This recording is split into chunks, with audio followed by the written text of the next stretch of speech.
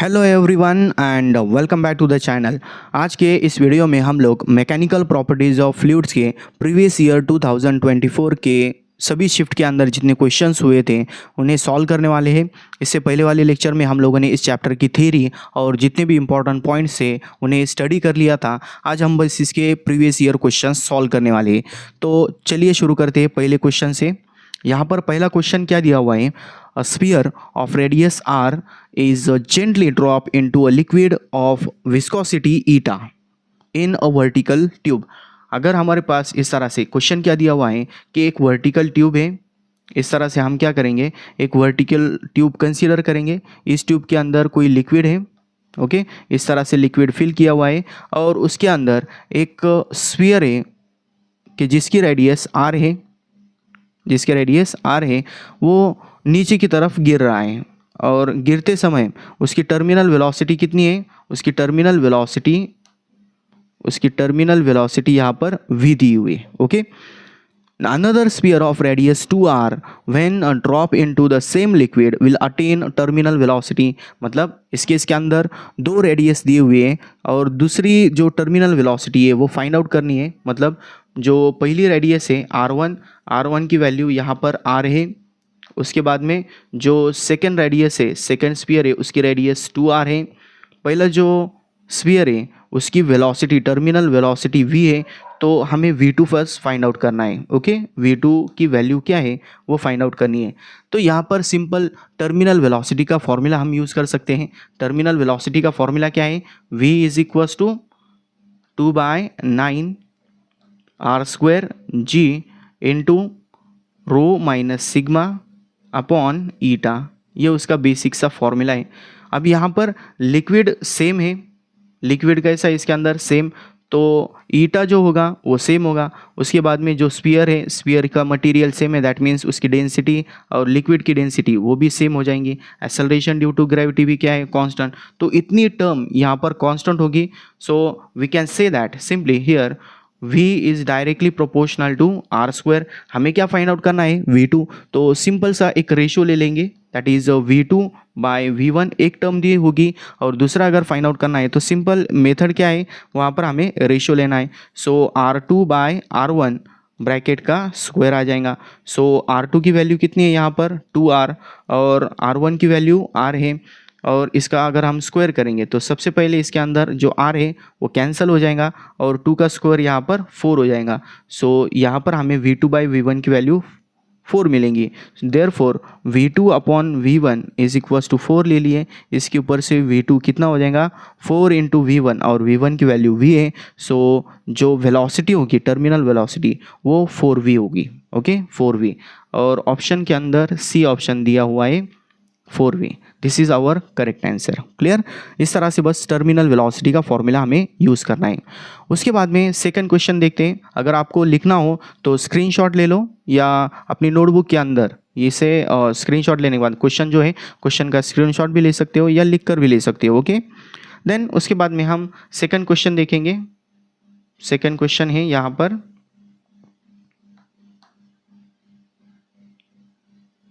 Second question दिया हुआ है, इसके अंदर देखो, the pressure inside two soap bubbles A and B are 1.02 atmosphere and 1.04 atmosphere respectively. मतलब इनसाइड प्रेशर दिया हुआ है। पहला क्या दिया हुआ है? इसका सेकंड क्वेश्चन चालू है तो इसके अंदर क्या दिया हुआ है? जो इनर प्रेशर है दो स्फीयर्स के लिए, P1 की वैल्यू दी हुई है, P1 1.02 एटमोस्फियर और P2 सेकेंड प्रेशर दिया हुआ है 1.04 atmosphere, okay. The ratio of volume of bubble ए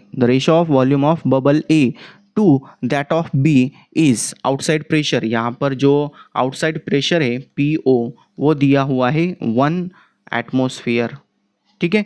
हमें क्या फाइंड आउट करना है? रेशियो किसका फाइंड आउट करना है? Ratio of volume of bubble A to the volume of bubble B. v यहाँ पर वॉल्यूम के लिए, इससे पहले v वेलोसिटी के लिए था।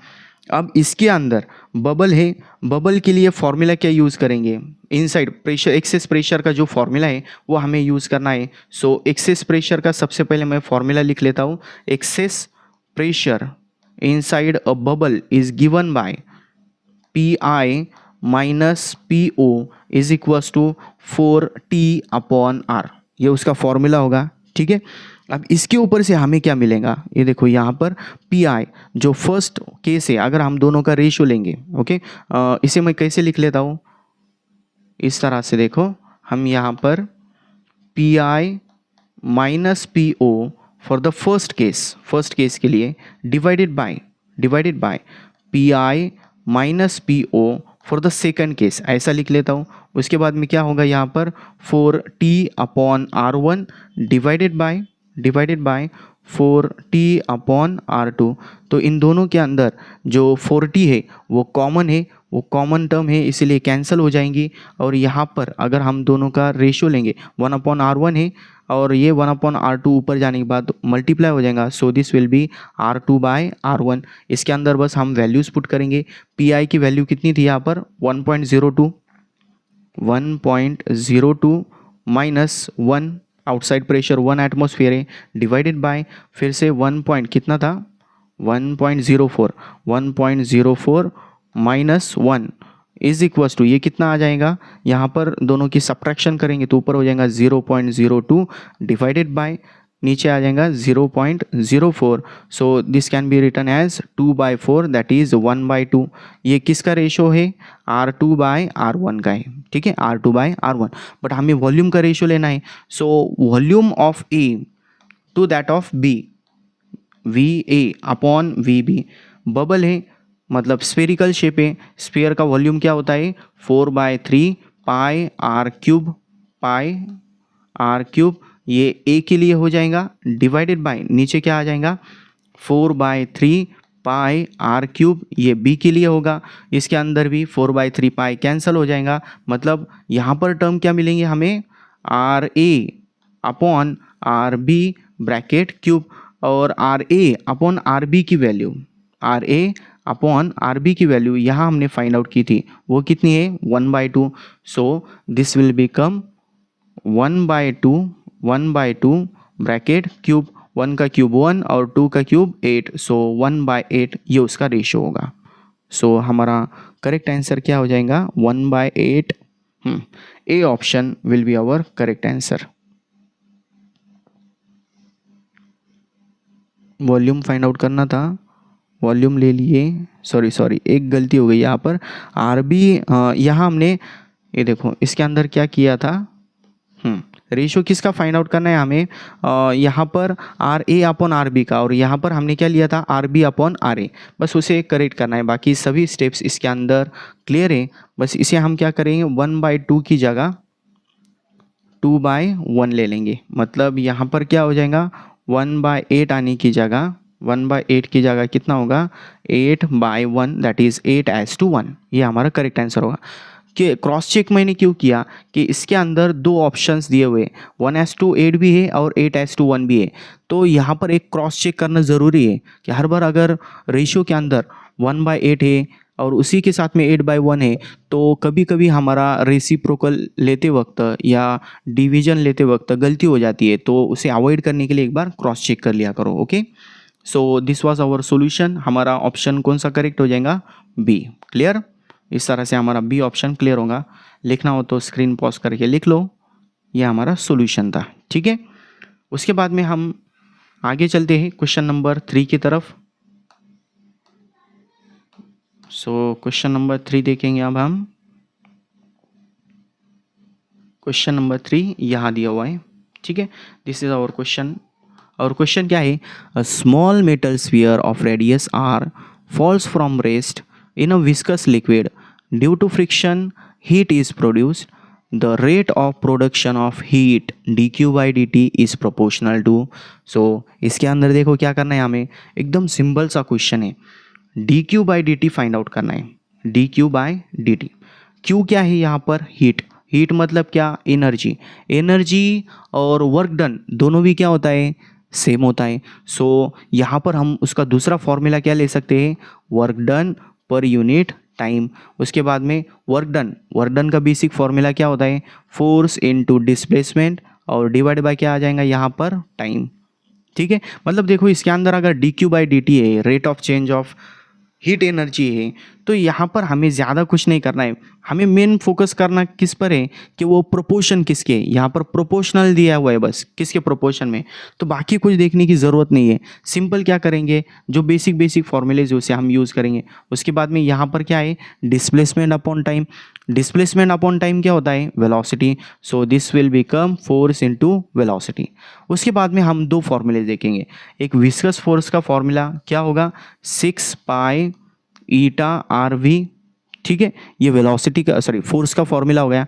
उसके बाद में टर्मिनल वेलोसिटी का फॉर्मूला क्या होता है, 2/9 R square G rho minus sigma upon eta, ये उसका फॉर्मूला है। तो v और r दोनों का क्या रिलेशन है, v is directly proportional to r square, और f का और v का क्या रिलेशन है, f is directly proportional to v, not only v, this is also proportional to r। So f is proportional to क्या आ जाएगा, r इंटू वी। अब यहाँ v भी r से प्रोपोर्शन में, सो v की जगह क्या आ जाएगा, r square. So f proportional to r into are square, this will become r cube. ठीक है, तो इस फॉर्मूले के अंदर, यहाँ पर जो फॉर्मूला है इसके अंदर अगर हम वैल्यूज पुट करेंगे तो d Q by D t proportional to क्या आ जाएगा, पहले ही यहाँ पर पहली टर्म फोर्स है, force proportional to r cube है, इनटू यहाँ पर v proportional to r square है। सो यहाँ पर आर स्क्वायर आ गया, तो ये R cube into are square कितना हो जाएगा, r⁵। तो हमारा जो D Q by D T है, D Q by D T is proportional to r⁵। r⁵ कहाँ दिया हुआ है, इस डी ऑप्शन के अंदर। So our correct answer is D, r⁵। Clear. Then उसके बाद में हम नेक्स्ट क्वेश्चन देखेंगे, क्वेश्चन नंबर 4।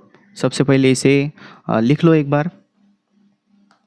क्वेश्चन नंबर 4 देखते हैं अब हम, क्वेश्चन नंबर 4। ठीक है, क्वेश्चन नंबर 4 क्या दिया हुआ है यहाँ पर,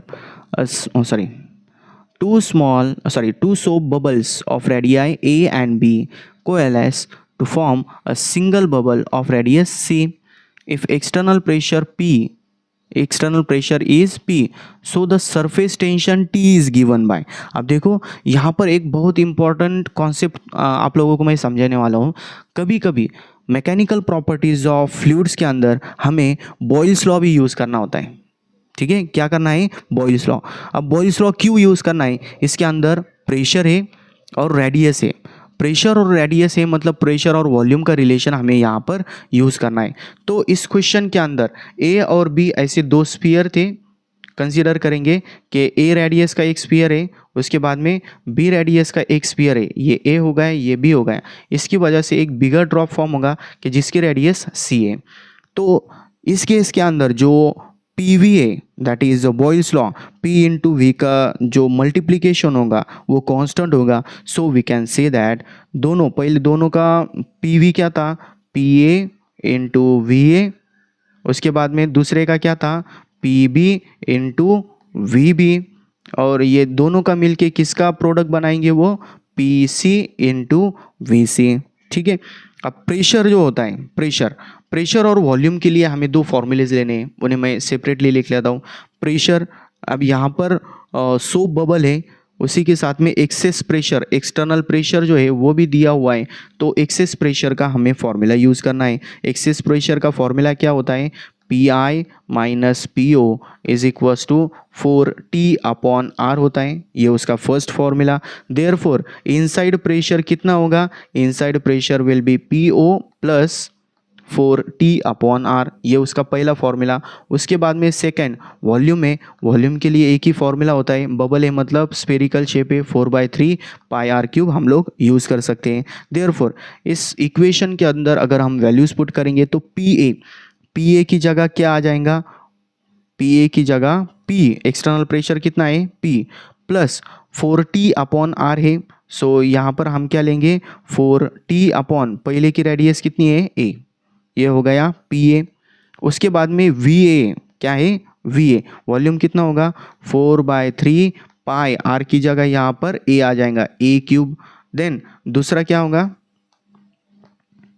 दूसरा यहाँ पर पी बी है, पी बी की जगह क्या आ जाएगा, P + 4T अपॉन बी आ जाएगा। उसके बाद में वॉल्यूम कितना होगा 4/3 पाई बी क्यूब, ठीक है, ये हो गई सेकंड टर्म। उसके बाद में दिस इज इक्वल्स टू, अब यहाँ पर सी है, सी का प्रेशर कितना होगा P plus, external pressure change होने वाला नहीं है, बबल्स भी सेम है, मतलब उसका सरफेस टेंशन भी सेम होगा, 4T अपॉन सी आ जाएगा और मल्टीप्लाई बाय इसका वॉल्यूम 4/3 पाई सी क्यूब, ठीक है। अब यहाँ पर हम कॉमनली देखेंगे तो सबके अंदर इस तरह से 4/3 पाई कॉमन है, मल्टीप्लिकेशन की टर्म है, तो यहाँ पर 4/3 पाई हर एक टर्म के अंदर कैंसिल हो जाएगा, ठीक है। और उसके बाद में हम लोग क्या करेंगे, यहाँ जो ए क्यूब है, ए क्यूब से इन दोनों टर्म्स को मल्टीप्लाई करेंगे, बी क्यूब से दोनों टर्म्स को मल्टीप्लाई, और सी क्यूब से इन दोनों टर्म को मल्टीप्लाई करेंगे, तो इक्वेशन क्या मिलेगी, केयरफुली देखो क्या है, ए क्यूब इंटू पी मतलब क्या हो गया पी ए क्यूब, ठीक है। उसके बाद में प्लस 4T अपॉन ए है, और ए क्यूब से मल्टीप्लाई करने के बाद में क्या आ जाएगा 4T, एक कैंसिल हो गया, ए क्यूब की जगह ए स्क्वायर आ गया, प्लस नेक्स्ट टर्म यहाँ पर P into b cube, P into b cube, और उसके बाद में प्लस 4T और मल्टीप्लाई बाय बी स्क्वायर आ जाएगा, और लास्ट के अंदर जो सी की टर्म है, सी के अंदर भी क्या होगा पी सी cube plus 4T into C square, 4T square आ गया, सी स्क्वायर आ गया। हमें सरफेस टेंशन लेना है, तो जिस जिस टर्म के अंदर सरफेस टेंशन है उसे हम लेफ्ट साइड में ले लेंगे। सरफेस टेंशन यहाँ है और यहाँ पर है, सो लेफ्ट साइड के अंदर क्या आ जाएगा 4T a square plus 4T b square minus 4T c square equals two, यहाँ ऑलरेडी क्या है पी सी cube, sorry p c square है यहाँ पर, हाँ बराबर, पी सी क्यूब है माइनस क्या आ जाएगा p a cube minus p b cube, okay. तो यहाँ पर सरफेस टेंशन टी तो कॉमन निकल रहा है, टी अगर कॉमन लेंगे तो बाकी के जो भी टर्म्स होंगे उसे हम राइट साइड में भेज देते हैं, एक स्टेप यहाँ पर कम करेंगे, इस ऊपर की टर्म में, या सॉरी राइट साइड की जो टर्म है उसके अंदर सभी के अंदर p कॉमन है, p कॉमन ले लेंगे, तो यहाँ पर क्या मिलेगा हमें p इंटू सी क्यूब माइनस ए क्यूब माइनस बी क्यूब, और डिवाइड को यहाँ पर क्या आ जाएगा 4 है, 4 साइड में आ गया, और ब्रैकेट के अंदर क्या आ जाएगा A square plus B square minus C square, ठीक है। तो हमारा करेक्ट आंसर किससे मैच कर रहा है ये, ए जो ऑप्शन है यहाँ पर, जो ए ऑप्शन है उससे मैच करने वाला है, so our correct answer is A, okay. इस तरह से बहुत बार जो बॉयल्स लॉ होता है, बॉयल्स लॉ यूज़ करने के बाद में हमें करेक्ट आंसर मिलने वाला है। सो सिंपल देखो, क्वेश्चन सिंपल है, उसे समझने की ज़रूरत है। जब भी आपको प्रेशर और रेडियस ये दोनों दिखेंगे तब वहाँ पर आपको बॉयल्स लॉ यूज़ करना है, ठीक है, ये उसकी थ्योरी है। उसके बाद में हम नेक्स्ट क्वेश्चन देखते हैं, अगर आपको लिखना हो तो स्क्रीन पॉज करके लिख लो। Then our next question is question number 5 number का क्वेश्चन देखेंगे। 5th क्वेश्चन क्या दिया हुआ है इसके अंदर, from the following curves which one shows the variation of velocity v with time t for a small spherical body falling vertically in long column of viscous liquid। ये terminal velocity का point है। इसके अंदर क्या होता है, जब हम किसी ऑब्जेक्ट को इस तरह से, अगर हमारे पास कोई ऑब्जेक्ट है, स्फेरिकल ऑब्जेक्ट है, इसको अगर हम छोड़ देंगे तो नीचे आने के बाद में, इस तरह से नीचे आते वक्त तो इसके अंदर क्या हो जाएगा, पहले तो इसके ऊपर acceleration due to gravity act कर रही है, तो इसकी वजह से इसका स्पीड इंक्रीज होगा, और एक पर्टिकुलर टाइम आने के बाद में वो उसका जो मैक्सिमम स्पीड है उसके बाद में स्पीड चेंज नहीं करेगा, एक कांस्टेंट स्पीड से वो नीचे की तरफ गिरेगा। तो यहाँ पर ग्राफ कौन सा मैच कर रहा है, वेलोसिटी यहाँ पर कांस्टेंट नहीं होने वाली है, लीनियर भी नहीं है, वेलोसिटी टाइम के साथ डिक्रीज नहीं होने वाली है। करेक्ट आंसर ये डी दिख रहा है, ठीक है। इसके अंदर क्या है, पहले तो वेलोसिटी 0 थी, उसके बाद में वेलोसिटी एक पर्टिकुलर पॉइंट पर आने के बाद में इंक्रीज हो गई, फिर उसके बाद में कांस्टेंट होने वाली है। ये टर्मिनल वेलोसिटी का पॉइंट है। So correct answer is D, और डी ऑप्शन यहाँ पर दिया हुआ है, देखो डी ऑप्शन इज करेक्ट, ठीक है।